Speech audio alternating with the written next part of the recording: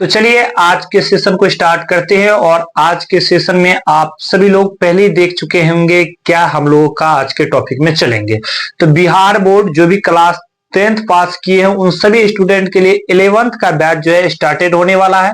तो आज के क्लास में हम आप सभी लोग को बताएंगे 11th का जो सिलेबस है मैथ का वो क्या रहेगा, आपको क्या पढ़ना है और क्या नहीं पढ़ना है, आप क्या पढ़ के आ चुके हैं, क्या आप 11th में पढ़िएगा, जो 12th क्लास में आएंगे, सारी जानकारी आप सभी लोग को इसी वीडियो में मिलेगा। तो चलिए वीडियो को स्टार्ट करते हैं।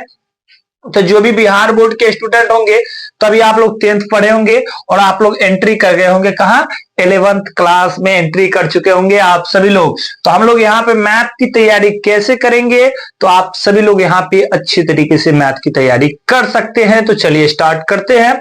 तो आप यहाँ पे एक बार वीडियो को लाइक कर दीजिएगा, समझ गए ना, मंगलम भगवान विष्णु करते हुए। और हम लोग स्टार्ट करते हैं तो इसलिए वीडियो को थोड़ी सी लाइक कर देना बहुत ज्यादा जरूरी रहता है। और आप सभी लोग के लिए हम एक छोटे से मोटिवेशनल भी सुना देते हैं। कहता जीवन में अभी असली उड़ान बाकी है, जीवन में अभी असली उड़ान बाकी है, हमारे इरादे का असली इम्तिहान बाकी है।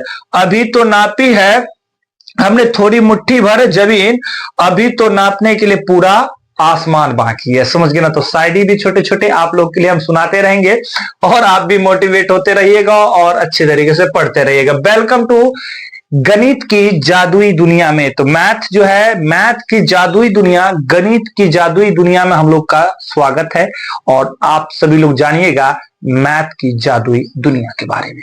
तो चलिए जादुई दुनिया में देखते हैं हम लोगों के पास क्या क्या चीज रहेंगे।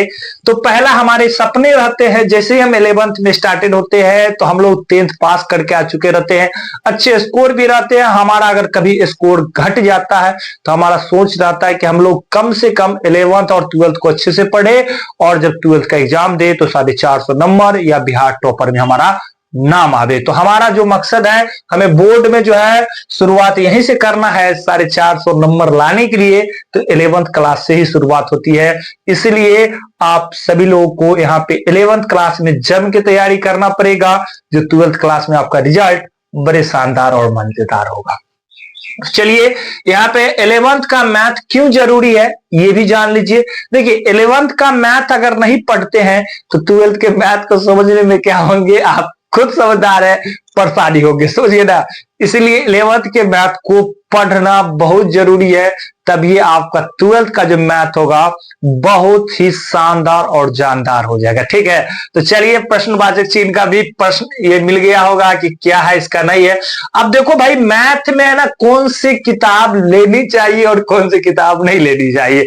तो हम बता दें आप सभी लोग को 11th क्लास में आप सभी लोगों को एनसीईआरटी का बुक जो है वो रखना है। प्लस में आप सभी लोग के लिए एक एडवांस बुक केसी सिन्हा या आर डी शर्मा का बुक को भी रखना है, क्योंकि केसी सिन्हा में ज्यादा क्वेश्चन की संख्या रहती है, प्रैक्टिस करने की ज्यादा स्किल आपका बढ़ेगा।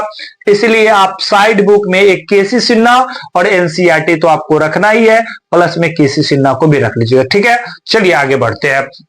अब हमारे पास जो है ना, अब देखो यहाँ पे से हमारे पास आता है ओल्ड और न्यू जो है एनसीईआरटी में क्या फर्क है ना। तो कौन से लेने चाहिए, तो आप न्यू ही लीजिए क्योंकि आपके लिए यहाँ पे बेस्ट होंगे। समझ गए। अब हम लोग सिलेबस को यहाँ पे थोड़े से जानेंगे कि सिलेबस हमारा जो है 11th क्लास का सिलेबस क्या है, बिहार बोर्ड के द्वारा जारी क्या किया गया है सिलेबस। तो भी सिलेबस को भी जान ले। हमारे जो सिलेबस है तो यहां पर हम बात करेंगे 11th क्लास के सिलेबस का। तो पहला चैप्टर देख रहे होंगे क्या लिखा हुआ है, समुच्चय। समुच्चय कहने का मतलब सेट। उसके बाद संबंध और फलन, रिलेशन एंड फंक्शन के बारे में जानेंगे। समझ गए, हिंदी और इंग्लिश दोनों में लिखे हुए हैं। तो अगर हिंदी बोल दे या इंग्लिश बोल दे तो आप समझ लीजिएगा क्या चीज है नहीं है। तो चलिए तीसरा चैप्टर को देखते हैं। तीसरा चैप्टर में त्रिकोणमितीय पढ़ना है, फंक्शन, तीसरा नंबर चैप्टर। चौथा है गणितीय आगमन का सिद्धांत, मैथमेटिक्स इंट्रोडक्शन के बारे में इसमें जानना है हम लोगों को। उसके बाद आगे आपके पास 5वां नंबर चैप्टर श्रमिक संख्याएं, जिसको हम लोग कॉम्प्लेक्स नंबर कहते हैं। उसके बाद रैखिक समीकाएं और समीकाएं आ जाएंगे, लीनियर के बारे में पढ़ेंगे। उसके बाद हमारे पास आ जाएंगे क्रमचय और संचय आएंगे, द्विपद पर में हम लोग पर जानेंगे। उसके बाद आपका आता है अनुक्रम या श्रेणी, अनुक्रम और श्रेणी दोनों जानेंगे। उसके बाद आता है सरल रेखाएं। सरल रेखाएं 10 नंबर चैप्टर। 11 नंबर में शंकु परिच्छेदन पढ़ेंगे। त्रिविमीय ज्यामितीय परिचय मतलब 3D के बारे में इसमें जानेंगे। 3D के बारे में जानेंगे। अगले चैप्टर आता है सीमा और अवकलज, लिमिट के बारे में जानेंगे। गणितीय विवेचना जानेंगे कि हमारे क्या रहेंगे। उसके बाद हमारा आएगा सांख्यिकी और लास्टली चैप्टर क्या आएंगे, प्रायिकता आएंगे। तो ये 16 को चैप्टर को जानना है। अब 11th क्लास में क्या रहेंगे, क्या 10th क्लास में हम लोग पढ़ के आए हैं, तो यहाँ पे ये भी थोड़े से चीजों को जान लीजिए। अब देखिए भाई, यहाँ पे हम बात कर ले तो हम लोग 10th से 11th में क्या मिला। देखिए त्रिकोणमिति तो आप 10th क्लास में थोड़े से पढ़े होंगे। श्रमिक संख्या मतलब द्विघात समीकरण भी आप थोड़े से पढ़ चुके हैं। अनुक्रम एपी भी पढ़ चुके हैं। सांख्यिकी चैप्टर और प्रायिकता भी आप सब क्या कर चुके हैं, 10th क्लास से पढ़ के आए। तो ये सब चैप्टर इससे कुछ रिलेटेड आपका 10th क्लास में भी पढ़े हैं, तो यहाँ पे आपको समझने में दिक्कत नहीं होंगे क्योंकि आप इससे रिलेटेड 10th क्लास में पढ़ के आए।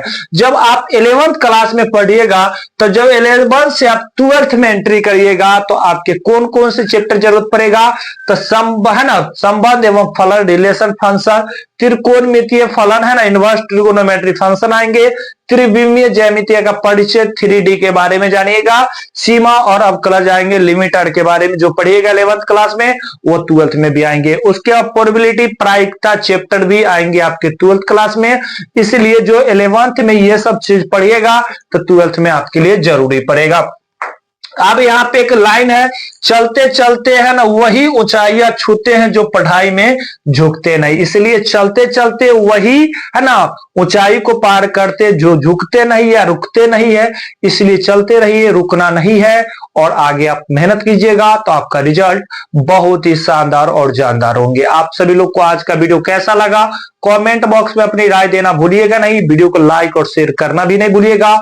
आप सभी लोग के लिए रिकॉर्डेड वीडियो आते रहेंगे और लाइव क्लासेस भी चलते रहेंगे। चलिए मिलते हैं हम लोग फिर से नए वीडियो में।